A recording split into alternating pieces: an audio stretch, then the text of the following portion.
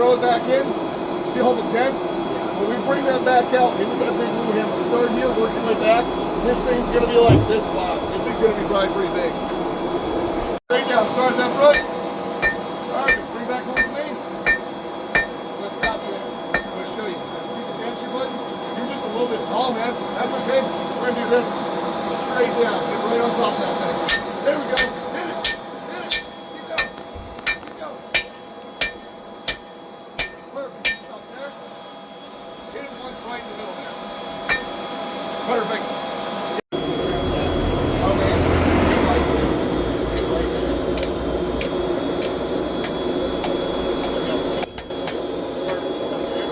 So what that does is that drops that. When you come in at that angle to make that tip, that will always drop that tip. The more of the angle you come in at, the more it'll shove that tip into this. So we're going to do that, heat that up, we're going to do that again, that'll switch it out. So then we're going to start on the higher spots. The higher spots will then make your blade a little bit longer, or give you like the actual shape that you're going for. It'll also make it so you don't have to sit there and grind, because the way you have it now, if your blade's like this, you have to grind all that metal off till it hits the small, like the shortest part of that blade. Otherwise you have this weird like valley of a knife. You can try telling people it's serrated, they're going to know you're full of it. So like, you might as well do it right. So, don't get me wrong, I try stuff like that. We make knives, I'm like, that's so stupid. I don't even want to put it out. The day we put it out, someone's like, that's cool. I'm like, it is, but it's also dumb. What are you going to use it for? A cheese knife. Can't fight you on that one.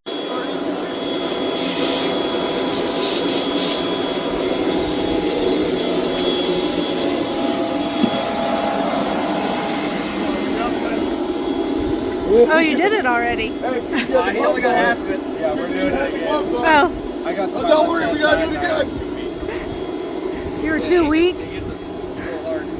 Huh? You were too weak? I was missing on my left hand at that point.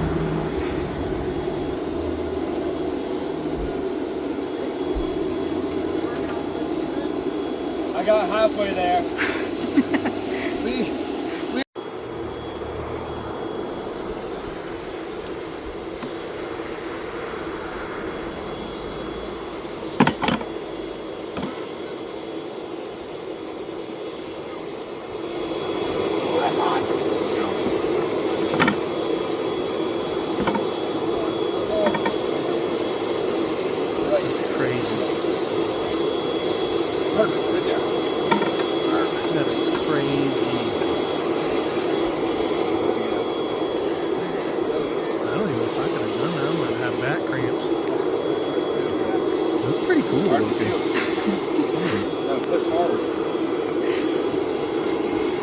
Real gentle right in the middle there. A little harder.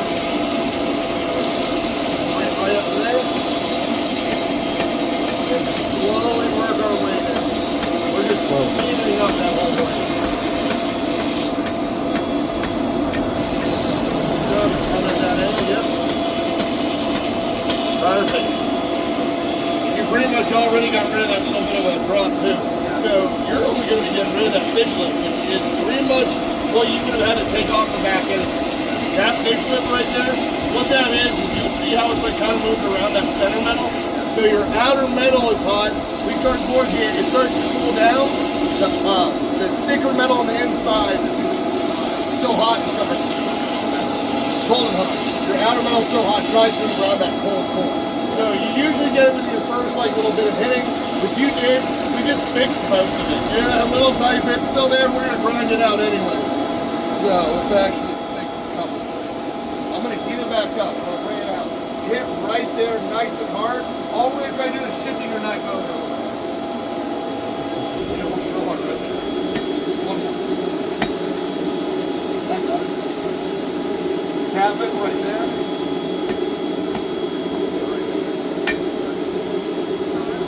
Get that straight.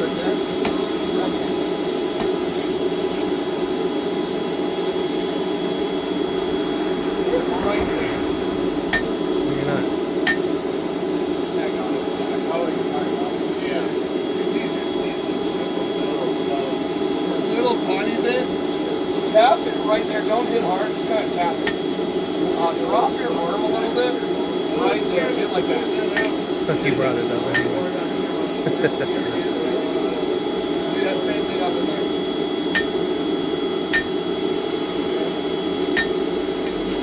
I got it. So you're gonna have a little bit of a twist off, only because of the fact that that's just twisted from a twisted hip. Look. Let that start heating up there. What's it look like inside the pool?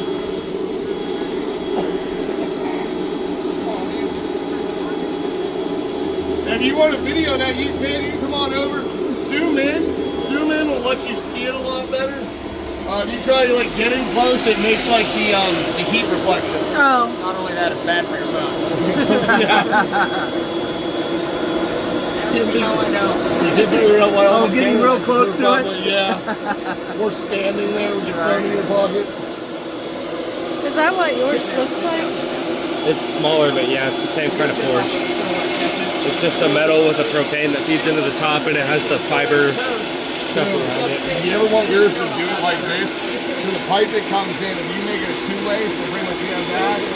If you build this thing on top, the way you build that is just a piece of metal, all like, sorry, 5 sides are closed in, your bottom one isn't. But the thing is you fill that refractory cement, and then just stick crayons in it. And what it is, when you turn that on, it melts all the crayons out. You have one pipe in, you have like 8 or 12 holes. Much more even burn, you pull less gas too. They call them ribbon burners. You can buy them online and just weld them into piping like this, and it does. It'll save you gas. Like that little thing we've been running for like 2 or 3 days now. Normally, if I run one of those small like yours, since they use the gas flow to power the thing, usually you probably go through one of those in a day and a half, probably somewhere around there. Especially if you forge all day. Yeah, it's just how that works.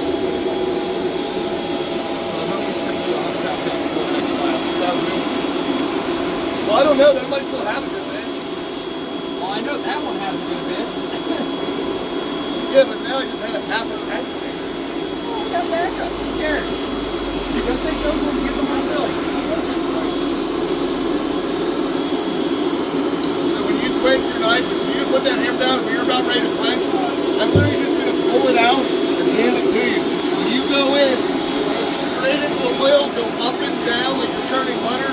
Do not stir it. This is something so I know you know. But when you go up and down, keep it under the oil.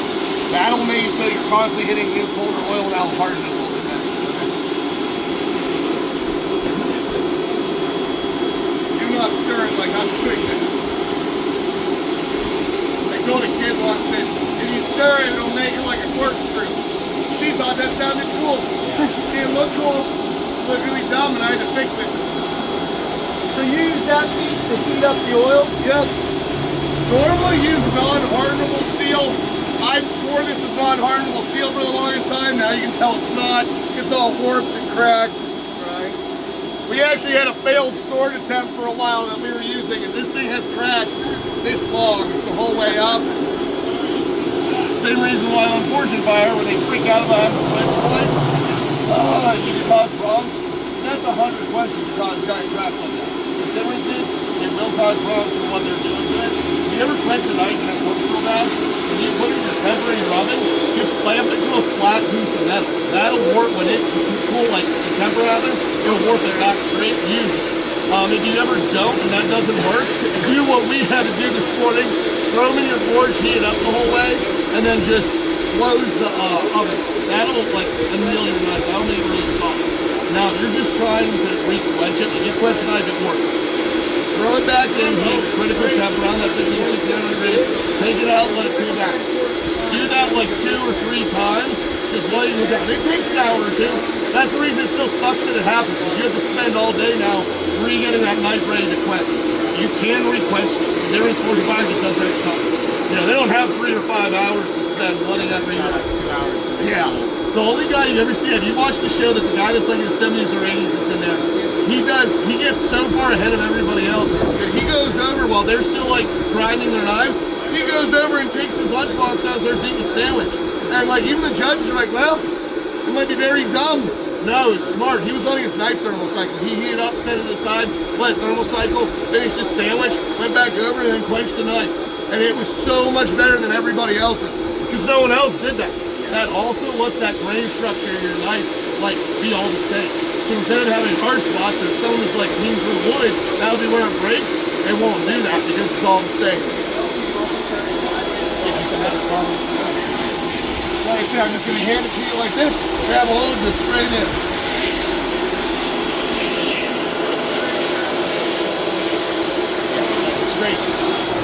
Straight in, man.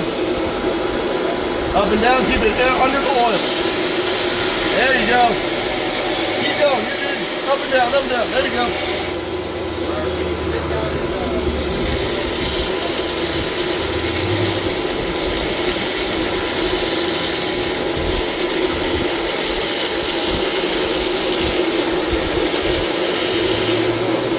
It scared me a little. I didn't know he was right behind me with a hot knife and oil.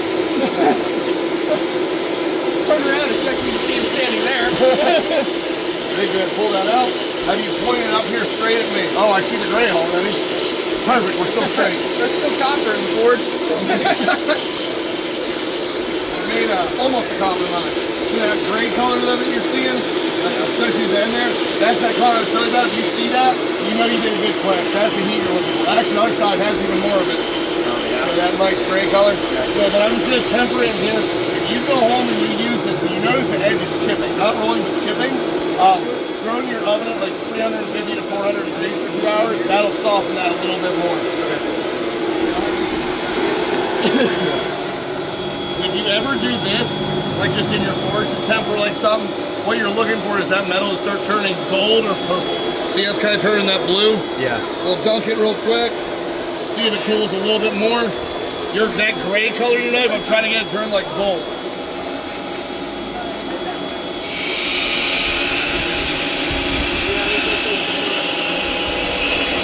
See that gold and that gold there? That's what we're looking for. That scared the crap out of me when I did that.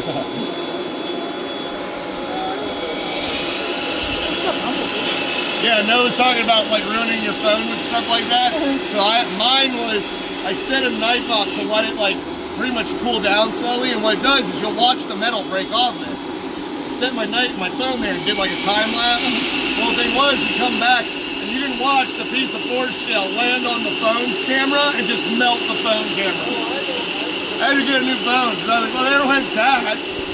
And we didn't notice in the video.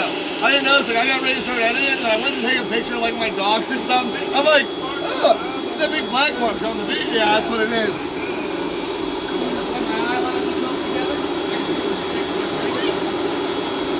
We'll drop those gloves. You won't need those gloves anymore. And then we're going to get ready to start grinding. So, now anything you don't want to do, you don't have to. You'll probably be fine because you already started stuff like this. You're not worried about getting dirty or something like that. We're just going to grind your back side. So when we first go up, you're going to stick that up against the grinder. That's going to grind your back side so it's straight back. And then we're going to start your front here. Now, if you want a finger groove in there, we can push the front up against that. That'll do the finger groove. You're going to grind the front of this how you want it. If you suddenly want this a lot thinner and you want to make like a weird needle point out of it, you can do that. Everything is how it feels to you. So we're going to let him finish up that.